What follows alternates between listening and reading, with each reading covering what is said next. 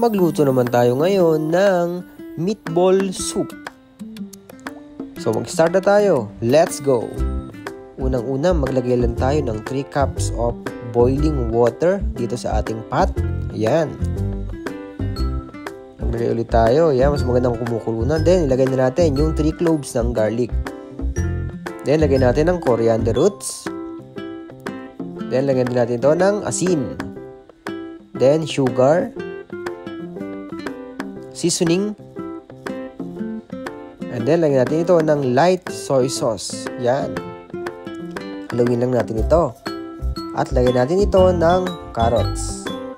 Yan.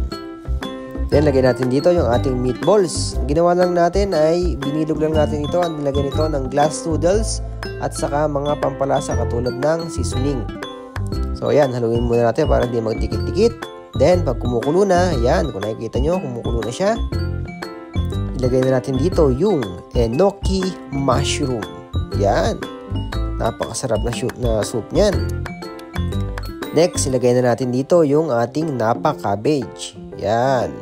So, haluin lang natin ito ng haluin. And then, eto na, ang ating egg tofu. Ilagay lang natin. Ayan. Then, saka natin ito haluin. So, saglit lang naman itong iluto. Then, ito, kumukulo na.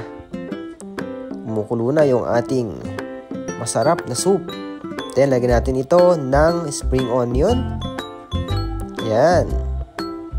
Then, lagyan din natin ito ng coriander leaves. Yan. Ready na. So, pakulo na natin ito ng mga 2 minutes. At eto na nga. Kumukulo na. At ready na. Kumuha lang tayo ng isang pot. At ilagay na natin ang ating meatballs soup with egg tofu. Ayan, napakatindi, di ba? Lagyan lang natin ito ng soup. At ready na, lalo na sa ganitong maulan ang panahon. So, huwag niyo nang kalimutan mag-subscribe sa ating channel. Click niyo ang subscribe button at notification bell para laging updated sa ating mga upload. Ayan, sarap.